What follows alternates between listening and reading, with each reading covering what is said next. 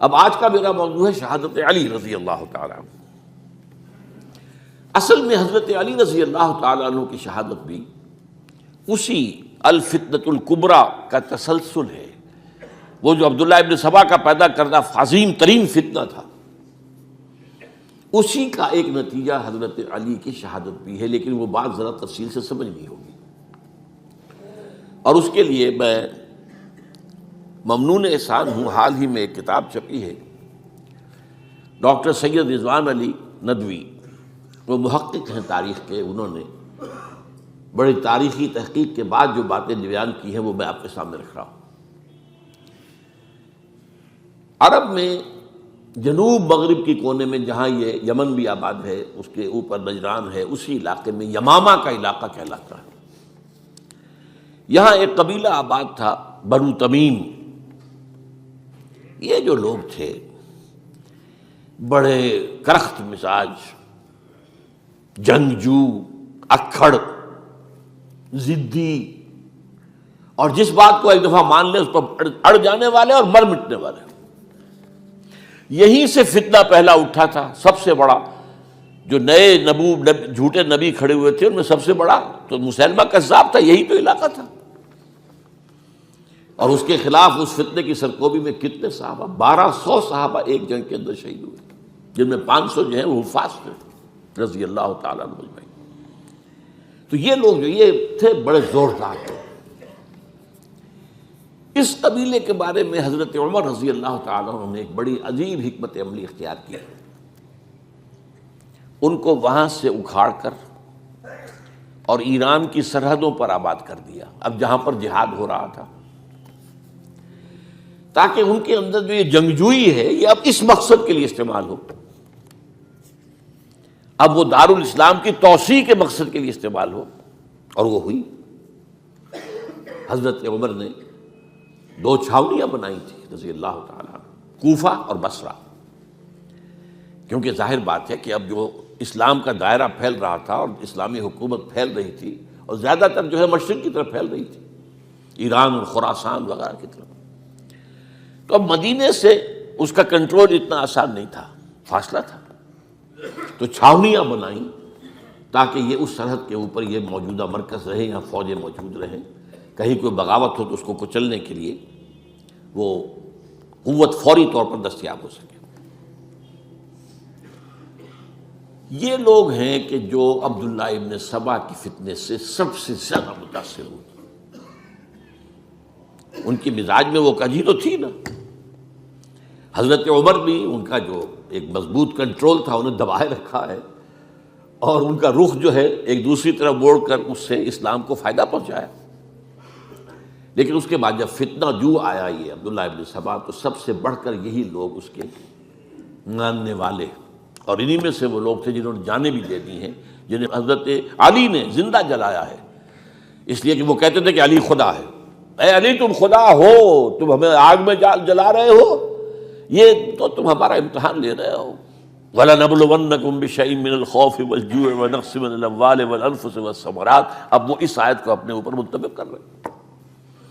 تو یہ جو کرخت لوگ تھے، انہوں نے در حقیقت جو ہے عبداللہ ابن سبا کے کردار میں سب سے بڑا رول پلے کیا، اور انہی کے ہاتھوں حضرت عثمان شہید ہوئے رضی اللہ تعالیٰ۔ اور اس کے بعد انہوں نے حضرت علی رضی اللہ تعالیٰ عنہ کو اپنے گھیرے میں لے لیا، کیونکہ انہی کی کثیر تعداد موجود تھی مدینے میں جب حضرت عثمان شہید ہوئے۔ اس کے بعد اب ظاہر بات ہے کہ کوئی نہ کوئی تو خلیفہ ہونا چاہیے تھا۔ حضرت طلحہ سے کہا گیا، انہوں نے معذرت کر لی، حضرت زبیر سے کہا گیا، انہوں نے معذرت کر لی۔ اب ظاہر بات ہے کہ حضرت علی آخر امت کو چھوڑا تو نہیں جا سکتا تھا بغیر امام کے، انہوں نے قبول کر لی، اگرچہ حضرت حسن روکتے رہے کہ ابا جان یہ ان لوگوں کی بیعت جو ہے آپ قبول نہ کیجیے۔ حضرت حسن تو ان میں سے ہے جو حضرت عثمان کے دروازے پر کھڑے تھے پہرے دار کی حیثیت سے، حسن اور حسین رضی اللہ تعالیٰ عنہ، انہیں تو معلوم تھا فتنہ جو کون لوگ ہیں۔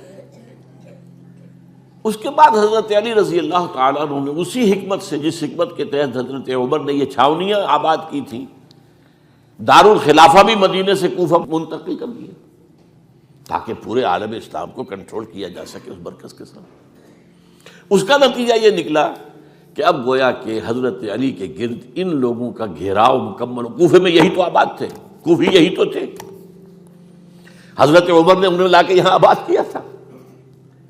جب حضرت علی نے کوفے کو اپنا دارالخلافہ قرار دیا تو گویا کہ ان کا پھر عمل دخل بہت بڑھ گیا۔ ایک طریقے سے یوں کہا جا سکتا ہے کہ انہوں نے اب حضرت علی رضی اللہ تعالیٰ عنہ کو اپنے محاصرے میں لے لیا۔ چنانچہ جنگ جمل کے موقع پر یہ ہوا ہے کہ صلح ہو گئی تھی، حضرت عائشہ رضی اللہ تعالیٰ عنہ کے جو نمائندے تھے اور ادھر سے حضرت علی، صلح ہو گئی تھی، طے ہو گیا تھا کہ ہاں قاتلین عثمان کو جو ہے اس کو سزا دی جائے گی، قصاص لیا جائے گا حضرت عثمان کی قتل کا۔ لیکن ان لوگوں نے 10,000 آدمی کھڑے ہو گئے کوفے کے اندر، ہم سب قاتل ہیں عثمان کے، لوگ قصاص ہم سے اگر لے سکتے ہو، جس کے نتیجے میں اور انہوں نے جنگ شروع کر دی۔ اور جب جنگ شروع ہو جائے تو پھر اس کے بعد تو کوئی نہیں دیکھ سکتا کیوں شروع ہوئی، کیسے شروع ہوئی، کس نے شروع کی۔ اب تو یا مارو یا مرو، دو ہی باتیں ہوتی ہیں۔ 10,000 مسلمان ایک رات میں شہید ہوئے جنگ جمل میں۔ اب اس کے بعد حضرت علی رضی اللہ تعالیٰ عنہ کی خلافت جو ہے حضرت امیر معاویہ نے ماننے سے انکار کر دیا۔ جب تک قاتلین عثمان کو سزا نہیں دیتے ہم بیعت نہیں کریں گے۔ یہ نہیں کہ دعویٰ کیا ہو کہ میں خلافت کا حقدار ہوں، یہ نہیں، لیکن یہ کہ آپ کو ان کو سزا دینی چاہیے۔ اب یہ تھا وہ مخمصہ جس میں حضرت علی رضی اللہ تعالیٰ عنہ وہ فرماتے تھے تو میرا ساتھ دو تو میں ان قاتلین عثمان سے سزا جو ہے ان کو سزا دے سکتا۔ ادھر انہیں پتا تھا کہ میں سرنڈر کرتا ہوں تو مجھے علی تک تو پہنچنے کوئی نہیں دے گا، راستے میں ختم کر دیں گے رضی اللہ تعالیٰ عنہ۔ تو یہ پیچ تھا ایک جو ایسا پڑا ہے۔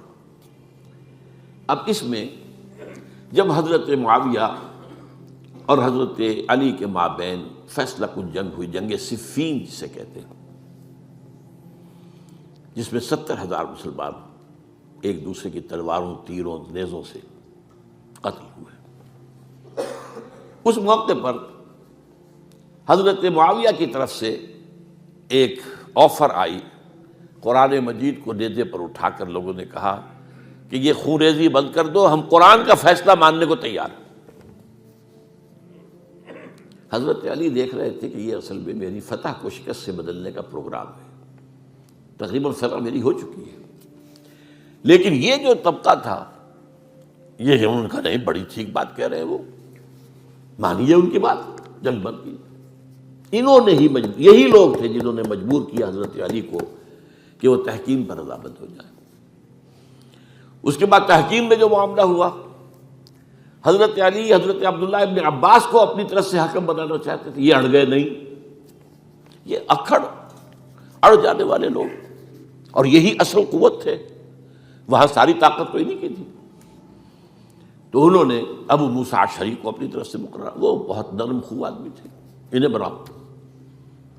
بہرحال جو بھی بات طے ہوئی، اب تاریخ کی روایتوں میں اختلاف ہو سکتا ہے، کہا یہ جاتا ہے کہ طے تو یہ ہوا تھا حکمین کے مابین، ادھر سے ابو موسیٰ اشعری، ادھر سے عمرو بن العاص رضی اللہ تعالی عنہما، کہ آپ اپنے جو کلائنٹ ہیں حضرت علی آپ انہیں معزول کر دیجئے، میں معاویہ کو معزول کر دیتا ہوں، پھر جو ہے مسلمان فیصلہ کر لیں کسی اور کی عبادت۔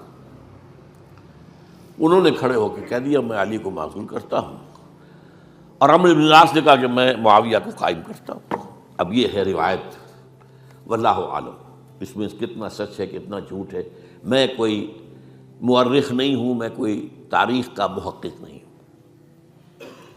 اس کے بعد جو ہے اب یہ لوگ انہوں نے کہا کہ مانیے تحکیم کو، اور جب انہوں نے حضرت علی نے اس تحکیم کے فیصلے کو ماننے سے انکار کیا تو باغی ہو گئے، حضرت علی کو کافر قرار دیا، اور جا کر ایک جگہ پر حرورہ ایک جگہ تھی وہاں پر جا کے جمع ہو گئے، جتھا بندی کی، بہت بڑی طاقت پر وہاں کری۔ انہوں نے طے کیا کہ علی بھی کافر ہو گیا، معاویہ بھی کافر ہو گیا، عمرو بن العاص بھی کافر ہو گئے، سب کافر ہیں۔ حضرت علی کی طرف سے ایک گئے سفیر ان سے بات کرنے کے لیے، تو انہوں نے کہا تم ہی نے تو کہا تھا کہ تحکیم کو تسلیم کرو، کہ ہاں ہم نے گناہ کیا تھا، کفر کیا تھا، ہم توبہ کی ہم نے۔ اگر علی بھی مان لے کہ میں نے مان کر کفر کیا تھا، اب میں توبہ کرتا ہوں، تو ہم ان کی بات مان لیں گے۔ اب حضرت علی اس طرح کا جھوٹ کیسے بولتے ہیں؟ انہوں نے تو کوئی کفر نہیں کیا تھا۔ بہرحال انہوں نے پھر بھی نرمی برتی کہ دیکھو اگر تم کوئی خونریزی نہیں کرو گے، فساد نہیں مچاؤ گے، تو میں تمہیں کچھ نہیں کہوں گا۔ لیکن وہ اپنی ان شرارتوں سے بعد نہیں آئے۔ تو پھر تیسری جو بڑی جنگ ہوئی ہے ان جنگوں میں، جنگ نہروان کہلاتی ہے، حضرت علی کی جنگ خوارج کے ساتھ، جس میں 4000 خارجی جو ہیں وہ قتل ہوئے۔ اور یہ بات اب آپ نوٹ کر لیجئے کہ یہ لوگ جیسا کہ اکھڑ بھی تھے لیکن اپنی بات پر ڈٹ جانے والے تھے، لیکن ساتھ ہی دیندار بھی تھے، نمازی اور روزہ دار بھی تھے۔ یہ اس طرح کے لوگ نہیں تھے کہ جو فاسق اور فاجر ہو، بس یہ مزاج کا ایک ہے، جو بات دل میں بیٹھ گئی اڑ گئے۔ تو یہ اصل میں انہوں نے پھر فیصلہ کیا کہ اور تو ہمارے بس میں اب کچھ نہیں ہے، ان تینوں کو قتل کر دیا جائے، علی کو بھی اور معاویہ کو بھی اور عمرو بن العاص کو بھی۔ تو ایک جگہ ان کی سازش ہوئی، 3 آدمی معین ہو گئے، ایک ہی وقت کا طے فیصلہ ہو گیا، فلاں تاریخ کو فجر کے وقت تم جاؤ، وہ تم کوفے کی جامع مسجد میں، جب علی نماز جماعت کرا رہے ہو خنجر مارو انہیں۔ اور یہ اس کا نام ابن ملجم تھا، خارجی، یہ وہی لوگ بنو تمیم کے لوگ۔ دوسرا جو تھا وہ دمشق میں حضرت معاویہ کو قتل کرنے، شہید کرنے کے لیے پہنچ گیا۔ تیسرا مصر پہنچ گیا حضرت عمرو بن العاص کو۔ اب یہ بات اللہ کی طرف سے ہے، یہ تو اس کی مشیت ہے، اس کا فیصلہ ہے۔ حضرت علی پر وار کارگر ہوا، اب شہید ہو گئے۔ حضرت معاویہ پر وہ وار ذرا اوچھا پڑا، زخمی تو ہوئے لیکن آپ کی جان بچ گئی۔ عمرو بن العاص اس روز مسجد میں کسی معذوری کی وجہ سے، عذر کی وجہ سے فجر میں آ ہی نہیں سکے، لہذا حضرت علی کی شہادت ہو گئی۔ اب یہ ہے اصل پس منظر، کن لوگوں نے کیا شہید، اصل میں وہ سمجھ لینے کی بات ہے۔ یہ خوارج نے شہید کیا، لیکن خوارج کا فتنہ سبائی فتنے ہی کا آف شوٹ ہے، اسی کے ذیل میں ہے، اسی کی ایک شاخ ہے، اسی کا ایک نتیجہ ہے۔ یہ خوارج جو ہے بعد میں بھی ان کی مسلسل جو ہے وہ جنگیں رہی ہیں۔ بہرحال اس صورتحال کو یہ سمجھ لیجئے کہ یہ خلفائے ثلاثہ رضی اللہ تعالی عنہ، حضرت عمر شہید، عثمان شہید، علی شہید۔ عجیب بات ہے کہ تینوں کا نام عین سے شروع ہوتا ہے، عمر عین سے، عثمان عین سے، علی عین سے، تینوں شہید ہوئے ہیں۔